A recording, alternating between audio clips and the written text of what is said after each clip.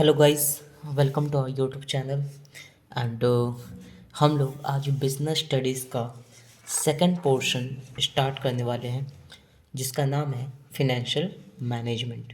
ठीक है, इससे पहले हम लोग ने बिजनेस स्टडीज़ का फर्स्ट पोर्शन पूरा चैप्टर कंप्लीट कर रखा है।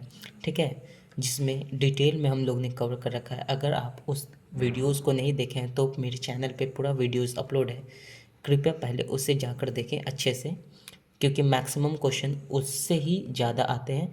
इसमें मैक्सिमम क्वेश्चन आपको 30 से 40% देखने को मिल जाएंगे। तो ये हमारे बिजनेस स्टडीज़ का सेकंड पोर्शन है जो आज हम लोग का टॉपिक होने वाला है फिनेंशियल मैनेजमेंट। तो फिनेंशियल मैनेजमेंट पढ़ने से पहले, ठीक है, फिनेंशियल मैनेजमेंट पढ़ने से पहले क्या पढ़ते हैं हम लोग, बिजनेस फिनेंस एक्चुअली में क्या होता है। ठीक है, तो वो डेफिनेशन से हम लोग देखेंगे। फिर डेफिनेशन, फीचर्स, नेचर, फीचर्स और नेचर्स दोनों एक ही होता है। ठीक है, या फिर और भी कुछ बोलते हैं आपको लिखने के लिए, तो दोनों में से कोई भी आप सेम आंसर लिखेंगे। इम्पॉर्टेंस एंड सिग्निफिकेंस भी एक होता है, या फिर नीड। ठीक है, एंड स्कोप। हम लोग इस वीडियोस में ये बिजनेस फाइनेंस से रिलेटेड सारे टॉपिक कवर करने वाले हैं। देन फिनेंशियल मैनेजमेंट पे आएंगे। फिनेंशियल मैनेजमेंट बताने से पहले हमको बिजनेस फिनेंस के बारे में जानना बहुत ही ज़्यादा ज़रूरी होता है। तो आइए हम लोग देखते हैं बिजनेस फिनेंस एक्चुअली में होता क्या है। ठीक है, डेफिनेशन से देखते हैं बिजनेस फिनेंस एक्चुअली में होता क्या है।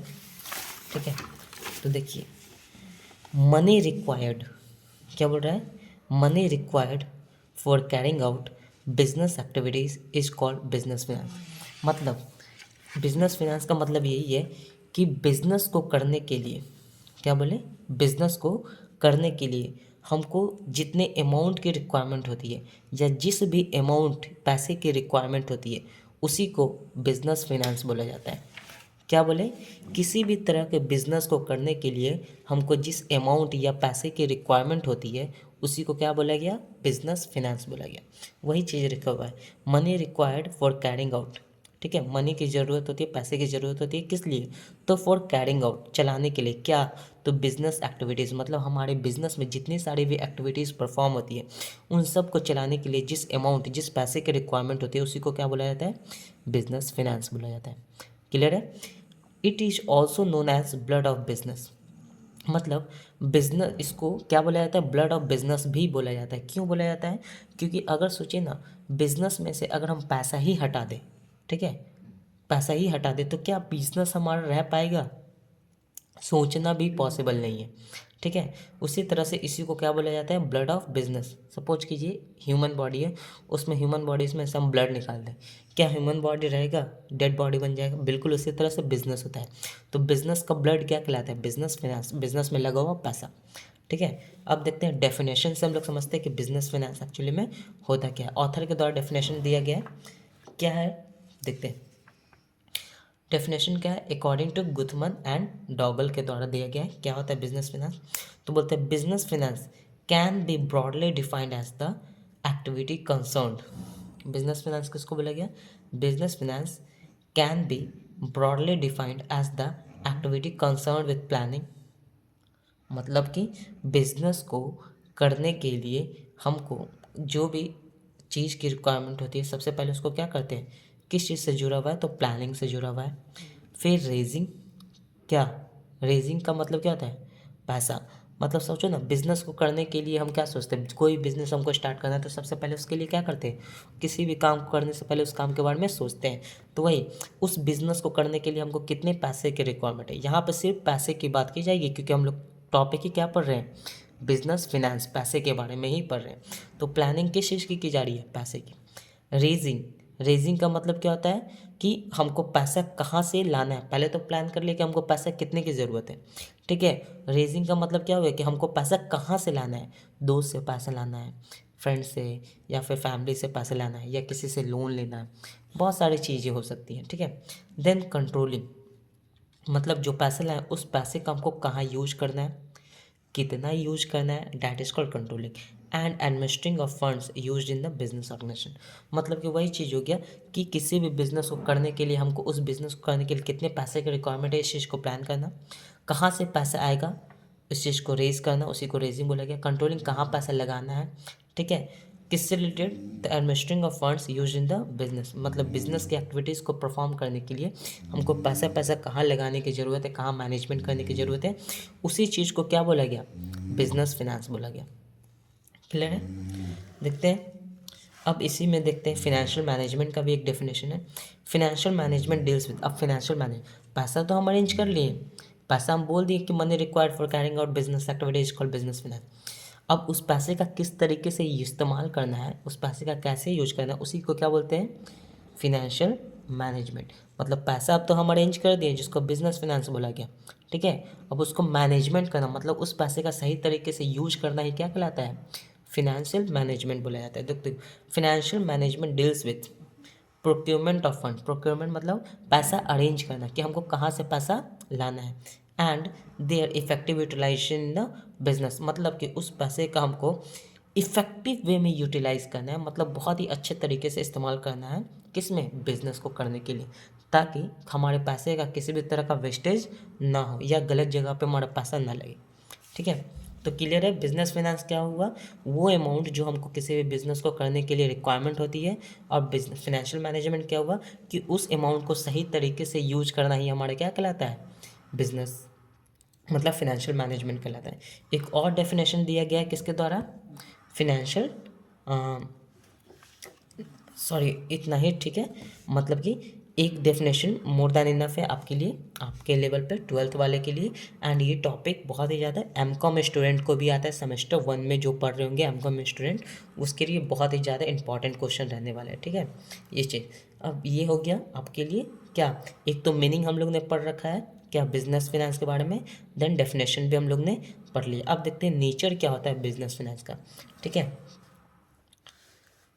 देखिए नेचर क्या होगा बिजनेस फिनेंस का, तो necessary for all type of business, जो पैसा होता है वो हमको हर तरह किसी भी तरह का बिजनेस कर रहे हो तो उसमें हमको पैसे की रिक्वायरमेंट पड़ जाएगी, उसी पैसे को क्या बोला गया? बिजनेस फिनेंस बोला गया, ठीक है। तो necessary for all type of business, मतलब हर तरह के बिजनेस को करने के लिए हमको जो अमाउंट की रिक्वायरमेंट होती है उसको क्या बोलते हैं? बिजनेस फिनेंस बोलते हैं, ठीक है। अब ये सेकंड पॉइंट क्या है? Depends on the size of business. अब बिजनेस फिनेंस जो है वो किस चीज़ पे डिपेंड करता है कि हमारे बिजनेस का साइज कितना है, मतलब अगर हमारा ज़्यादा बड़ा बिजनेस है तो पैसे की रिक्वायरमेंट क्या होगी? ज़्यादा होगी। छोटा बिजनेस है तो हमारा छोटा बिजनेस होगा, ठीक है। तो यही चीज़ ये डिपेंड करता है किस चीज़ पे कि हमारे बिजनेस का साइज कितना रहने वाला है, क्या डिपेंड करता है? तो बिजनेस फिनेंस, ठीक है। Next point includes all types of capital, मतलब कि बिजनेस फिनेंस में सभी तरह के कैपिटल को इंक्लूड किया जाता है, मतलब long term capital, short term capital, ठीक है, या फिर घर से पैसा लो या किसी से लोन ले लो या किसी के से कर्ज ले लो, बहुत ही तरह से जितने भी कैपिटल, जो भी पैसा हमारे पास रहेगा अपने बिजनेस में लगाने के लिए या बिजनेस में यूज करने के लिए, वो सारे कैपिटल को इंक्लूड कर दिया जाएगा, तो हमारे क्या कहलाएगा? Business finance. मतलब सोचो ना बिजनेस में किसी भी तरह का पैसा लग रहा हो, वो चाहे शॉर्ट टर्म हो, लोन हो या फिर लॉन्ग टर्म हो, कुछ भी होगा, जो भी अमाउंट हमारे बिजनेस में लग रहा होगा वो बिजनेस क्या कहलाएगा? सभी तरह के कैपिटल को इन्वॉल्व करता है क्या? Business finance. क्लियर है? Fourth point determine the size of business, मतलब कि बिजनेस फिनेंस ही होता है कि हमारे बिजनेस के साइज को क्या करता है? डिसाइड करता है। सोचो ना कि कोई हमको कम पैसा दिया, 10 ही लाख रुपया हमारे पास अरेंजमेंट हो पाया, तो हमारा बिजनेस 10 लाख के अकॉर्डिंग बनेगा। अगर हमारे पास 50 लाख का अरेंजमेंट हुआ पाया तो हमारा बिजनेस 50 लाख के अकॉर्डिंग बनेगा। उससे ज़्यादा अगर बड़ा पैसा मिला हमको, 1 करोड़ मिला, 10 करोड़ मिला, तो उसके अकॉर्डिंग हमारा बिजनेस का साइज होने वाला है, ठीक है। तो ये हमारा बिजनेस फिनेंस से डिसाइड करता है कि हमारे बिजनेस का साइज क्या होने वाला है। Then it is a wider term, देखो इसको वाइडर टर्म क्यों बोला गया? अभी बोले कि ये हर तरह के कैपिटल को इन्वॉल्व करता है, इसीलिए इसको वाइडर वाइडर टर्म बोला गया in comparison to financial management. क्यों बोला गया बिजनेस फिनेंस को वाइडर टर्म? क्योंकि यहाँ पे पैसा रीच करने से लेकर पैसा लगाने तक सारी चीज़ को इंक्लूड करता है क्या?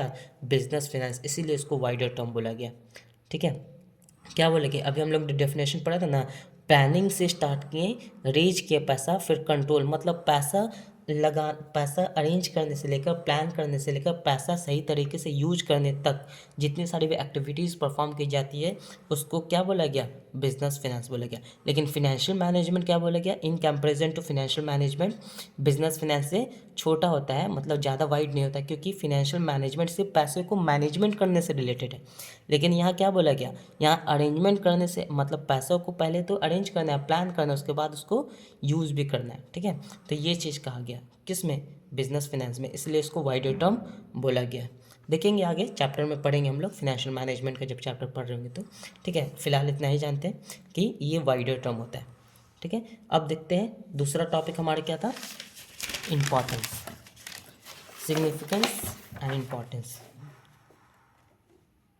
देखिए, सिग्निफिकेंस ऑफ बिजनेस फिनेंस, इसी को इम्पॉर्टेंस भी बोला गया है। अब क्या होता है, क्यों ज़रूरी है हमको बिजनेस फिनेंस, तो जहाँ से होता है फर्स्ट पॉइंट क्या है, necessary for establishing a business. मतलब कि अगर हमारे पास पैसा ही नहीं होगा तो क्या हम कोई भी बिजनेस इस्टेब्लिश कर पाएंगे, शुरू कर सकते हैं बिना पैसे का, नहीं कर सकते। इसीलिए बिजनेस फिनेंस, बिजनेस में पैसे का होना बहुत ज़्यादा जरूरी है, किस लिए, ताकि बिजनेस को इस्टेब्लिश कर सके, शुरू कर सके।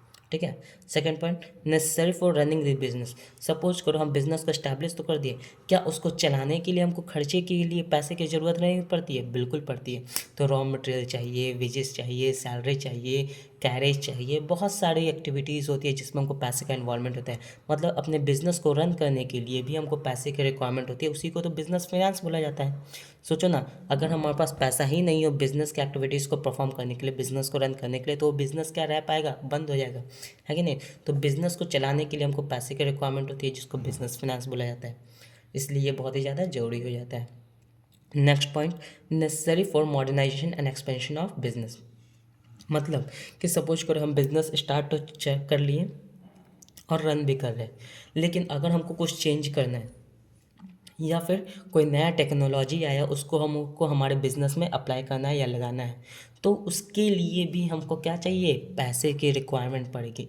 तो यही बोला गया नेसेसरी, बहुत ही ज़्यादा जरूरी, किस लिए, तो मॉडर्नाइजेशन करने के लिए, न्यू टेक्नोलॉजी को अपनाने के लिए, नया प्रोडक्शन चेंज करने के लिए, नए एम्प्लॉयज़ लाने के लिए। ठीक है, तो and expansion of business organisation. और सोचो कि हम अपने बिजनेस को बड़ा करना चाहते हैं, एक ब्रांच से दूसरे ब्रांच खोलना चाहते हैं या तीसरे ब्रांच खोलना चाहते हैं, उसके लिए भी हमको क्या होगा, पैसे की रिक्वायरमेंट होगी। ठीक है, देन चौथा पॉइंट आते हैं, necessary for availing business opportunities. इसका मतलब क्या हुआ कि अगर मान लो हम बिज़नेस रन कर रहे हैं, कोई हमको ऐसा अपॉर्चुनिटी मिला जहाँ पे हमको 10 लाख इन्वेस्ट करने पर हमको 15 लाख का सामान मिल रहा होगा, या फिर गुड्स मिल रहा होगा, या सर्विसेज मिल रहा होगा, तो क्या उस अपॉर्चुनिटी को हमको लेने के लिए क्या हमको पैसे की ज़रूरत पड़ेगी कि नहीं। अगर हमारे पास 10 लाख रुपए रहेगा तो क्या हम अपॉर्चुनिटी पे इन्वेस्ट कर सकते हैं, बिल्कुल लगा सकते हैं, उस पैसे को हम प्रॉफिट कमा सकते हैं ज़्यादा से ज़्यादा। तो हमको किसी भी तरह का अपॉर्चुनिटी जो मिलता है उसको अवेल करने के लिए हमको पैसे की रिक्वायरमेंट होती है कि नहीं।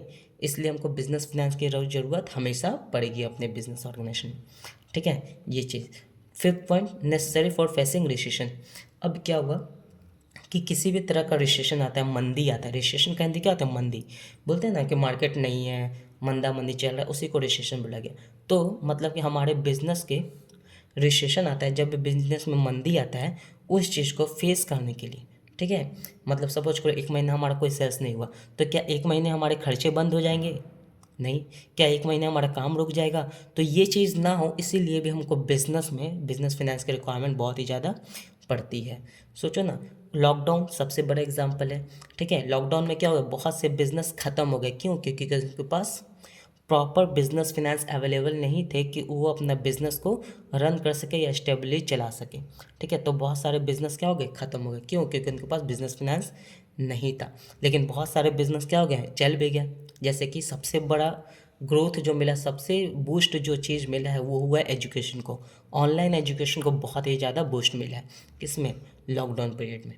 ठीक है, तो नेसेसरी फॉर फेसिंग रिसेशन, किसी भी रिसेशन को, किसी भी मंदी को फेस करने के लिए हमको पैसे की ज़रूरत बहुत ही ज़्यादा होती है, जिसको बोला गया बिजनेस फाइनेंस। क्लियर है। अब इसका स्कोप क्या है, स्कोप का मतलब क्या होता है, दायरा। इन फ्यूचर हम बिजनेस फाइनेंस का यूज कहाँ कहाँ कर सकते हैं। ठीक है, या इसी को क्या बोला गया, स्कोप। क्या बोला गया, स्कोप। इन फ्यूचर हम कहाँ कहाँ तक बिजनेस फाइनेंस को लेकर जा सकते हैं, इसी को स्कोप बोला गया। देखते हैं, बिजनेस फिनेंस का स्कोप देखिए, फर्स्ट पॉइंट क्या है, analysis and research of financial statement. Business finance का स्कोप क्या है कि हम अपने एनालिसिस करते हैं क्या एंड रिसर्च करते हैं क्या फाइनेंशियल स्टेटमेंट। फाइनेंशियल स्टेटमेंट में पता है क्या क्या आता है, वो सारी चीज़ जो पैसे से रिलेटेड होते हैं, जो भी चीज़ जैसे कि trading, profit and loss, balance sheet, cash flow statement, मतलब वो सारी चीज़ को इंक्लूड करेगा कौन, बिजनेस फिनेंस। क्योंकि पैसे का कहीं ना कहीं ट्रांजेक्शन किस में होता है, उन्हीं सब में चीज़ में मेंटेन किया जाता है, तो वो सारी चीज़ को इंक्लूड करेगा कौन, बिजनेस फिनेंस। क्योंकि पैसे का लेखा जोखा सब उसमें रखा रहता है कहीं ना कहीं। सेकंड पॉइंट क्या है, फिनेंशियल प्लानिंग एंड कंट्रोलिंग। अब बिजनेस फिनेंस ही होता है जो फिनेंशियल प्लानिंग करता है। फिनेंशियल प्लानिंग करने का मतलब क्या, कि पैसे का हमको कहाँ से अरेंजमेंट करना है, पैसे कहाँ पे लगाने हैं, कब लगाने हैं, कितना लगाने हैं, वो सारी चीज़ क्या होता है, फिनेंशियल प्लानिंग होता है। समझ में आया। एंड कंट्रोलिंग, अब जो पैसे हम लगा रहे हैं उसका सही तरीके से यूज हो या फिर हमारा किसी भी तरह का वेस्टेज ना हो, उस चीज़ को कंट्रोल करने से रिलेटेड कौन होता है, फिनेंशियल बिजनेस फिनेंस होता है। ठीक है, तो बिजनेस फिनेंस इसको भी इंक्लूड करता है क्या, फाइनेंशियल प्लानिंग एंड कंट्रोलिंग, इसमें भी वो इन्वॉल्व होता है कहीं ना कहीं। Third point, capital structure management. अब बिजनेस फिनेंस जो है ये कैपिटल स्ट्रक्चर मैनेजमेंट भी होता है। सबसे पहले आपको कैपिटल स्ट्रक्चर पता होना चाहिए कि कैपिटल स्ट्रक्चर इसका होता क्या है। तो कैपिटल स्ट्रक्चर कॉम्बिनेशन है किसका, डेट का एंड इक्विटी का। ठीक है, तो कैपिटल स्ट्रक्चर क्या होता है, कॉम्बिनेशन होता है क्या, डेट का एंड इक्विटी का। अब डेट क्या हुआ, तो डेट होता है long term loan which is arrangement from the outside the organisation. मतलब जब हम बाहर से कहीं लोन ले रखे होते हैं, ठीक है, तो उसको डेट बोला जाता है, लॉन्ग टर्म लोन की बात की जा रही है। एंड इक्विटी क्या हो गया कि घर का ही पैसा होता है, मतलब शेयर होल्डर्स का पैसा होता है। ठीक है, तो वो किस रेशियो में होना चाहिए ये भी इंक्लूड करता है कहीं ना कहीं बिजनेस फिनेंस। पैसे तो हम अरेंजमेंट कर लिए, बोल दिए कि सभी तरह के कैपिटल इंक्लूड करता है, लेकिन कितना कैपिटल हमने बाहर से ले रखा है और कितना कैपिटल हमारे घर का है, वो किस रेशियो में होना चाहिए ये भी कौन डिसाइड करता है, बिजनेस फिनेंस का कहीं ना कहीं इसमें भी इन्वॉल्वमेंट होता है। ठीक है, फोर्थ पॉइंट आगे हम लोग पढ़ेंगे कैपिटल स्ट्रक्चर क्या होता है डिटेल में। ठीक है, चैप्टर बनेगा ये। Fourth point, raising capital. जाहिर सी बात है, बिजनेस फिनेंस की बात करिए तो हमको कहाँ से पैसा रेज करना है, कहाँ से पैसा लेना है, कितने परसेंट पे लेना है, कितना, मतलब होता है ना कि पैसा तो लेना है, कहाँ से लेना है, डेट से लेना है या इक्विटी से लेना है, ये भी इंक्लूड करता है क्या, बिजनेस फिनेंस का दायरा होता है। Fifth one, investing capital. अब जाहिर सी बात है, पैसा लेंगे तो हमको पैसा कहाँ पे इन्वेस्ट करना है, ये भी किससे रिलेटेड है, बिजनेस फाइनेंस से रिलेटेड है। तो पैसा जहाँ तो रेज कर लेंगे, अपने घर पे तो रखेंगे नहीं। जाहिर सी बात है, जिसको हमको लोन दे मतलब कि इंटरेस्ट पेड करना होगा तो उससे ज़्यादा हमको क्या मिलना चाहिए, प्रॉफिट होना चाहिए। तो हमको वैसे जगह पे इन्वेस्ट करें जहाँ पे हमको क्या, कॉस्ट से ज़्यादा हमको प्रॉफिट है, तब तो हमको भी प्रॉफिट बचेगा ना। तो इन्वेस्टिंग कैपिटल, हमको कहाँ पे पैसा इन्वेस्ट करना है ताकि हमको ज़्यादा से ज़्यादा प्रॉफिट मिले, ये भी चीज़ कौन इंक्लूड करता है, बिजनेस फिनेंस।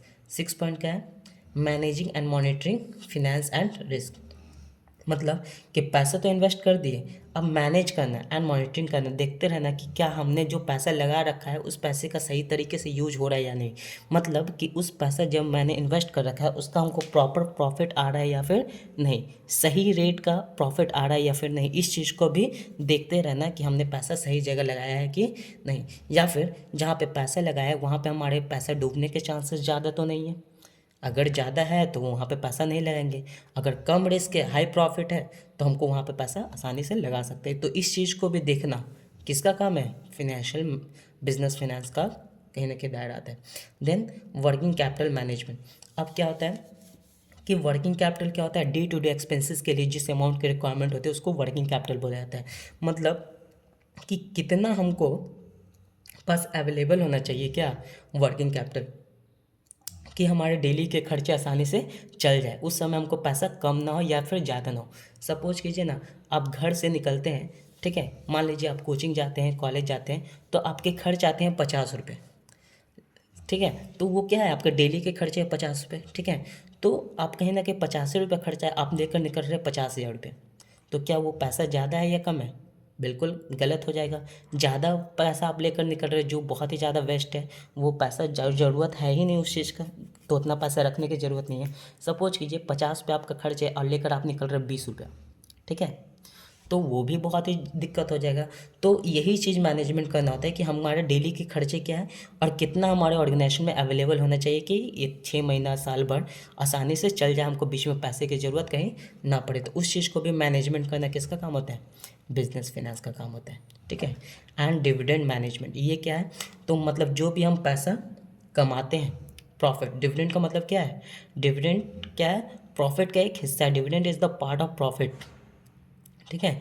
तो डिविडेंड क्या होता है कि जब हम भी किसी भी ऑर्गेनाइजेशन में प्रॉफिट कमाएंगे तो जो बाहर से हमने जो भी शेयर इशू करके जो भी हमको पैसा मिला होगा, तो जो उस प्रॉफिट के कितना हिस्सा हमको डिस्ट्रीब्यूट करना है मार्केट में, कितना नहीं करना है, ठीक है, या फिर कितना अपने पास रिटेन करके रख लेना है, ये भी चीज़ डिसाइड कौन करता है? बिजनेस फिनेंस के दायरे में आता है, ठीक है। तो डिविडेंड मैनेजमेंट भी कौन करता है? बिजनेस फिनेंस का दायरा है। वर्किंग कैपिटल मैनेजमेंट भी, मतलब ये सारे चीज़ किसके दायरे में आते हैं? बिजनेस फिनेंस के दायरे में आते हैं, ठीक है। तो ये सारे टॉपिक थे हमारा, आज के लिए इतना ही। होप आपको अच्छे वीडियोस अच्छे लगेंगे। अगर वीडियो अच्छा तो लाइक कीजिए, सब्सक्राइब कीजिए एंड चैनल को शेयर कीजिए अपने दोस्तों में, ताकि वो भी अपना फ़ायदा उठा सकें। नेक्स्ट पार्ट में हम लोग मिलते हैं। Have a good day. आज के लिए इतना ही। Thank you.